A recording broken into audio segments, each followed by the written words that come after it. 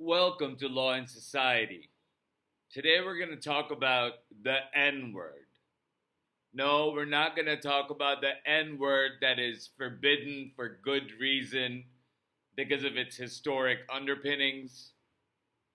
We're not even going to talk about the N word that Donald Trump has been using frequently, which is nuclear.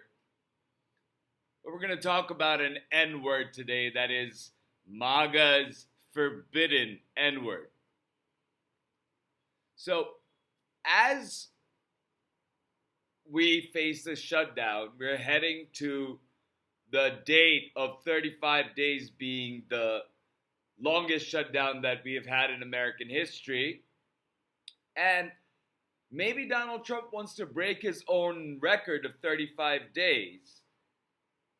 Except this time, Congress has both the houses and he still can't keep the government open.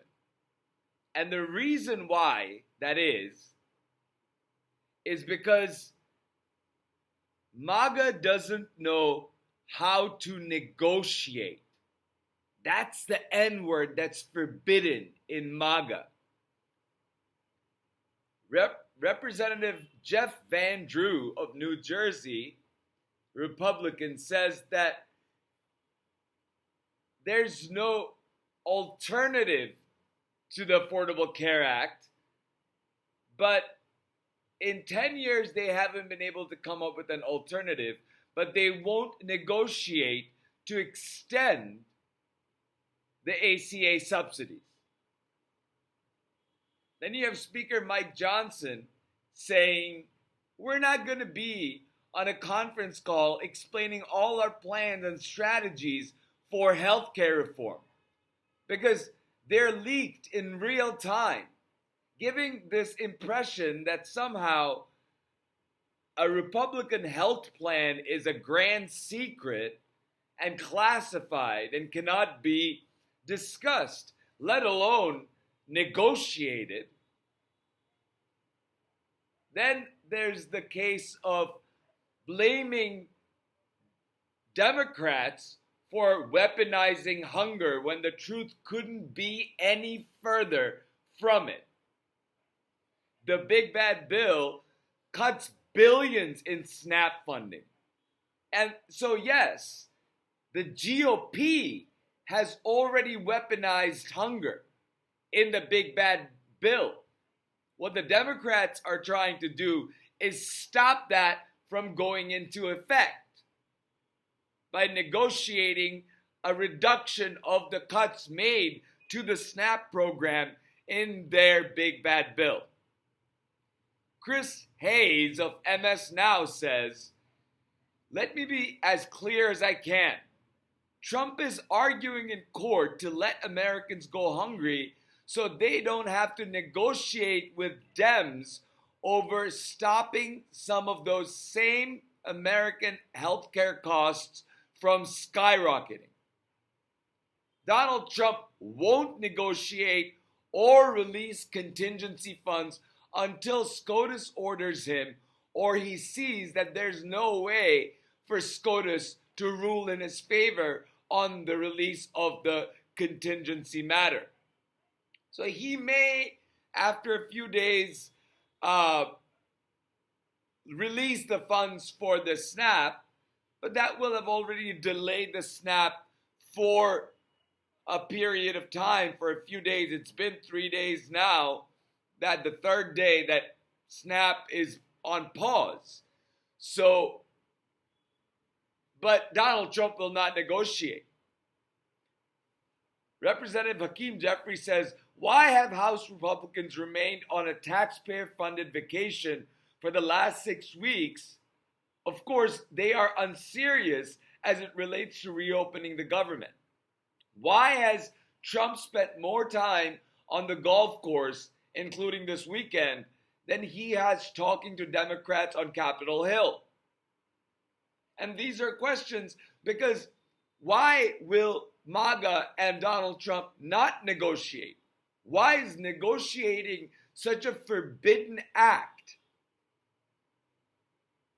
When Professor Heather Cox Richardson writes, when he arrived in Florida, a reporter asked Trump about the shutdown and whether he would meet with Democrats despite the fact that he has until now refused to and has ordered congressional Republicans not to meet with Democrats either. Donald Trump said, I'm always going to meet. All we have to do is open up the country. Let them open up the country and we'll meet. We'll meet very quickly. But they have to open up the country. It's their fault. Everything is their fault. But he says that I think we should do the nuclear option, which is totally from the nuclear, by the way. Yes, Donald, we know.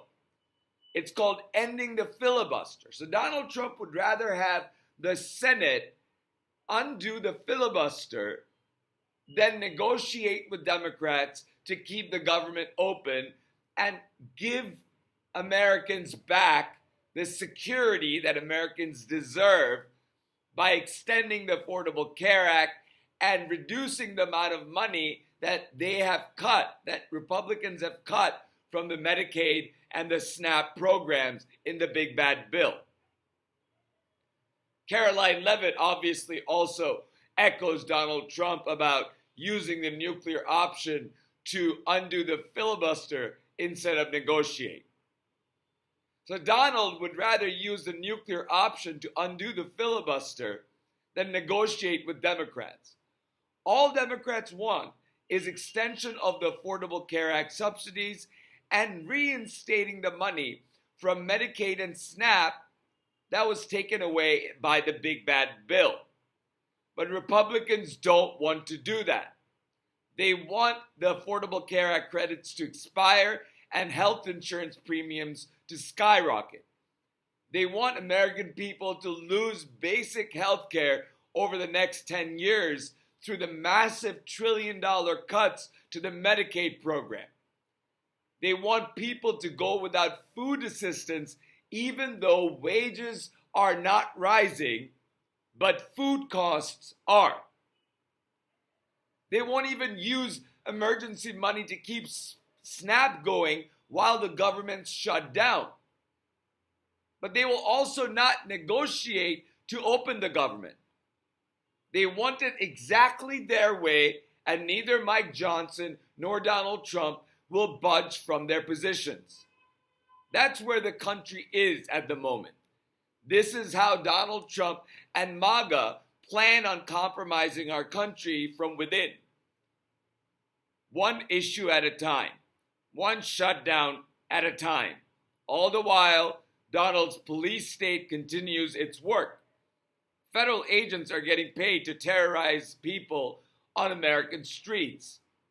And their operations are only set to get more intense and invasive with the infusion of money that has gone into DHS, creating Donald Trump's private army, which is bigger than the actual armies of several other countries, and then the creation of a quick reaction force in the National Guard of troops of up to 23,500 National Guard troops to keep the peace in case of civil unrest. That's all happening at the same time as Donald Trump will not open the government. At the same time as the shutdown, Donald's also posturing for war in South America and leaving open the question of a third term that is expressly forbidden by the 22nd Amendment. When asked about the SNAP payments, Treasury Secretary Scott Bessent said the president just truthed out that he needs to hear from the courts. Jake Tapper of CNN says the courts have weighed in because two courts have said you need to allow this emergency SNAP funding to flow right away. I guess Monday, today being the deadline for them to do for Donald's regime to do that. So right now, And then Besant says there's a process that has to be followed. That process that has to be followed, that Besant talks about, is actually called negotiating with colleagues in Congress to feed millions of Americans. Instead, what Donald Trump is doing is seeing whether the case of the SNAP emergency funds could be won on appeal. If not, they'll release the funds.